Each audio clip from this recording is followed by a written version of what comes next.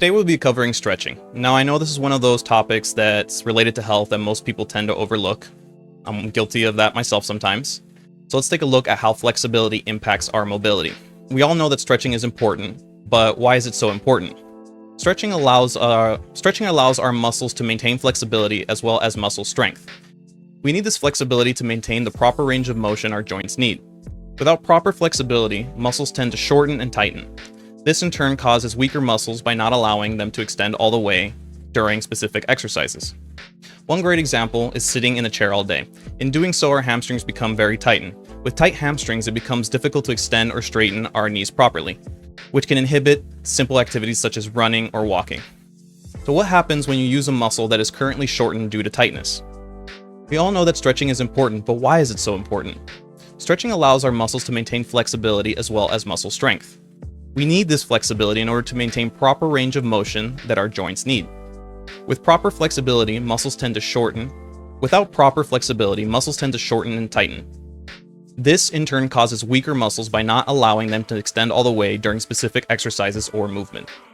One great example is sitting in a chair all day. In doing so, our hamstrings become tightened. With tight hamstrings, it becomes difficult to extend or straighten our knees properly. This can inhibit simple activities such as running or walking. So what happens if you try to suddenly use a muscle that is currently shortened due to tightness or stiffness? Well, the sudden movement can cause muscles to become damaged or injured, with the worst case scenario being a tendon rupture or muscle tear. We all know this basic information, so let's take a deeper dive into what stretching does, specifically at the atomic level of muscle tissue cells and tendinous areas. Before we continue, I'm going to be explaining some basic anatomy so we can better understand the topic at hand. Muscles are basically bundles of fibers capable of contracting almost in a ratchet-like mechanism when given a signal from the neuron or the nervous system. If we look at the diagram on screen, we can see a muscle that is attached to bone using a tendon. The muscle is wrapped in a connective tissue sheath called the epimysium. Now this sheath allows for muscles to move freely without friction or inhibition from other muscles or surrounding tissues. Now looking deeper into the image, we can see smaller separate bundles of muscle cells wrapped in a sheath called the perimysium. This tissue works similarly to the epimysium but allows muscle bundles to contract laterally for movement. Now going even smaller, we can see individual fascicles which are wrapped by the perimysium. These fascicles contain muscle fibers and eventually individual muscle cells. Now I'm going to be showing you a couple different histological slices of the different types of muscle cells so we can better understand each one. The first is smooth muscle fibers. The primary function of this type of muscle fiber is to propel contents through a hollow tube such as veins, arteries, and our digestive system. The second type is skeletal muscle fiber. We already know that these muscle fibers are important as they propel us through space and allow us to interact with our environment. The last type is cardiac muscle. These cells are way more specialized than other muscle cells. We won't go into it too deeply, but just understand that your heart is a muscle, and this is the primary reason why cardiovascular training is so very important. Now that we understand the different types of muscles, how do they contract? Muscle cells are composed of contractile segments called sarcomeres. These contractile segments use actin and myosin filaments to ratchet together to form a muscle contraction, thus facilitating movement of our bodies. So how does stretching impact muscles on the atomic level? Stretching pulls each individual sarcomere segment out to its full length. This process realigns any disorganized segments. Once the segments are completely stretched out, tension is then placed on the connective tissue in the surrounding areas. This process of realignment is responsible for helping rehabilitate scarred tissue back to health. When we stretch, there is also a neuronal component. Now keep in mind that this is the basic explanation of these topics, and they have taken individuals years to fully comprehend.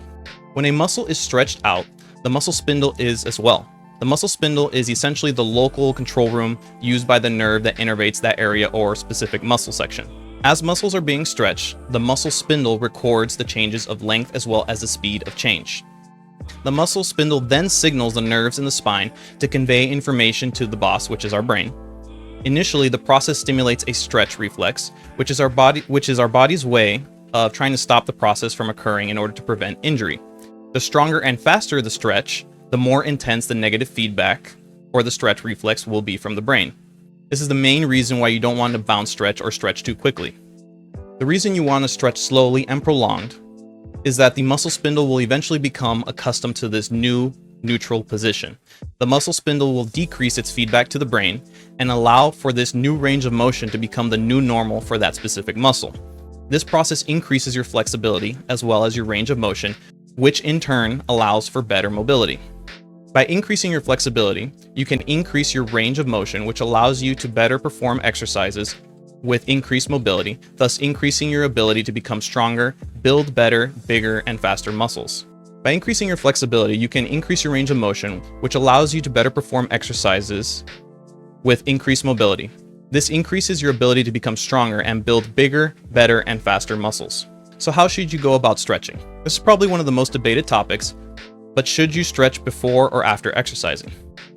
Based on the literature, the general outcome is that stretching before intense exercise tends to increase the likelihood of injury. So here's why. Think of your muscles, tendons, and ligaments as rubber bands. What happens when you put a rubber band in the freezer? It solidifies, right? Now, what would happen if you pulled that rubber band out of the freezer, stretch it a little so it cracks, and then yank on it immediately? It snaps. This is essentially the same mechanism that occurs if you stretch heavily before exercising. Now, the literature does indicate that dynamic stretching is good before exercising, but static stretching will decrease your strength and increase the possibility of injury. On the other hand, static stretching post-exercise is very beneficial. Your muscles are warmed up, blood has filled them, your tendons and ligaments are now pliable and less likely to become damaged. The takeaway is this. You want to stretch statically after you've warmed up and exercise. It's okay to dynamically stretch before exercise, but don't go overboard with it. Proper stretching increases your flexibility, which increases your range of motion and mobility, allowing your muscles to work in further ranges, which allows you to build bigger, better, and faster muscles. Now, when it comes to stretching, you want to find a routine that works best for you. Something that allows you to be consistent with your stretching. Now, this can be stretching after your exercise, in the morning after your coffee, or my personal favorite, before bed. I tend to favor stretching before bed for two reasons. It allows me to disconnect from the world for 20 minutes. We tend to be bombarded with a lot of distractions, whether it's TV, social media, etc. And it just gives you that 20-minute disconnect before bed. Also, by stretching before bed, I tend to sleep a lot better. So just do whatever works best for you and try to be consistent with it. Thank you for tuning in today. If you find this video helpful and informative, please like, share, comment, and subscribe, as it is the best way to support our channels. Thank you for your time, and I hope you have a wonderful day.